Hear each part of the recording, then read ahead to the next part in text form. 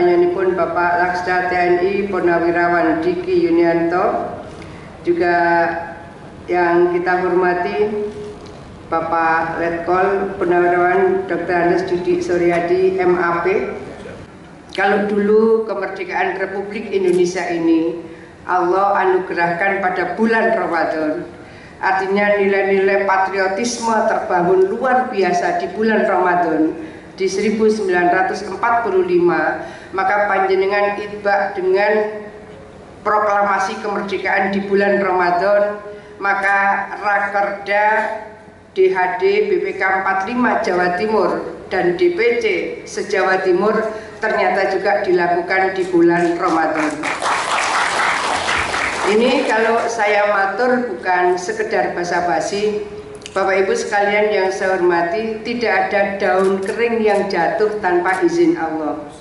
Panjenengan merencanakan seperti apapun, tapi izin Allah jatuhnya adalah Rakerda ini di bulan Ramadan.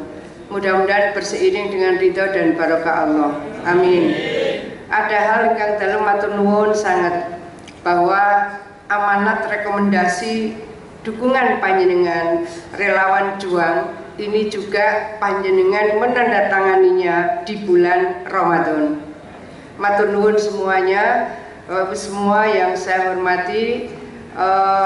Ketika Mas Gibran datang pada salah satu forum besar di Deltras, saya menyampaikan pidato mungkin sangat singkat, tapi yang singkat itu saya sampaikan, Mas Gibran, kalau nanti jadi Wapres, jangan lupakan Jawa Timur, inilah epicentrum Nusantara, inilah epicentrum Bhinneka Tunggal Ika, dan epicentrum itu ada di Jawa Timur.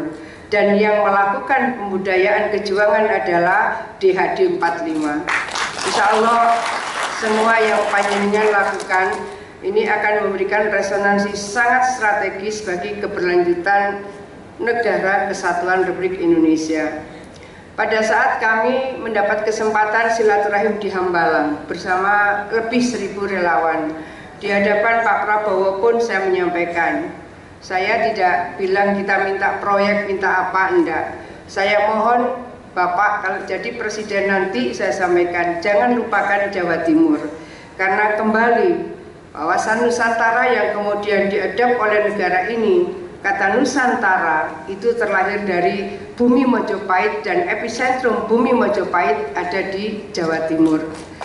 Begitu pula dari sambutan singkat saya, kembali saya menyampaikan bahwa Bhinneka Tunggal Ika, lengkapnya Bhinneka Tunggal Ika Tanhana Dharma Mangrua, tapi Bhinneka Tunggal Ika yang sudah direkomendasikan oleh Sekjen PBB, Unity in Diversity.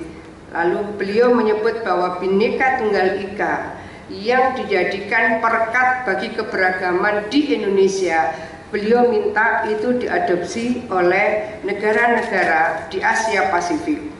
Artinya bahwa apa yang digagas oleh Majapahit pada saat Sumpah Palapa, yang namanya Gajah Mada, pikirannya bukan hanya pikiran ibaratnya kita Nusantara, tapi di luar Nusantara, pikirannya pikiran global. Sekarang banyak yang masih melakukan pembahasan bagaimana the clash of civilization, bagaimana benturan peradaban. Benturan peradaban ini terjadi di sangat banyak negara secara global, ini harus diwaspadai. Dan dari Bhinneka Tunggal Ika, betapa bahwa keberagaman itu sudah dibuktikan oleh bangsa Indonesia dengan bisa memanage keberagaman dengan harmoni. Saya ingin matur kepada panjenengan semua. Suatu saat Presiden Ashraf Ghani itu dulu Presiden Afghanistan sebelum jatuh ke tangan Taliban. Ashraf Ghani pernah tanya kepada Presiden Jokowi, Pak Presiden Jokowi, berapa suku di Indonesia? Pak Presiden Jokowi menjawab 714 suku-suku yang besar, 714. Presiden Ashraf Ghani kemudian menyampaikan, Pak Presiden Jokowi, di Afghanistan itu hanya 7 suku, tapi kalau mereka itu sudah berkonflik, berbeda pendapat, menajam, meruncing dan berkepanjangan, Akhirnya sampailah kemudian sistem pemerintahan jatuh ke tangan Taliban. Sri Lanka sering juga konflik ke dalam, hanya ada 2 suku. Mari kita juga melihat bagaimana Palestina hanya ada 2 partai. Jadi bagaimana kita memanage keberagaman partai, agama, suku, bahasa, tradisi itu dengan berbagai spektrum harmonious partnership, karena kita punya Bhinneka Tunggal Ika. Tapi saya sering menyampaikan, kita nggak bisa hanya menyebut kebinekaan. Kita nggak bisa hanya menyebut Bhinneka Tunggal Ika, harus dijadikan satu rangkaian. Bhinneka Tunggal Ika harus diikat dengan Pancasila.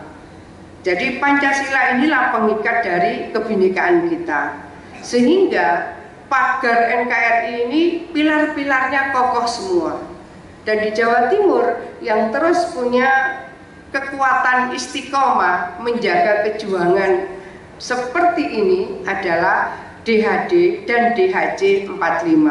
Matur nuwun semuanya, mudah-mudahan ini mendapat ridha Allah Subhanahu wa taala. Terima kasih dan selamat ulang tahun yang ke-64 bagi DHD dan DHC 45 se-Jawa Timur.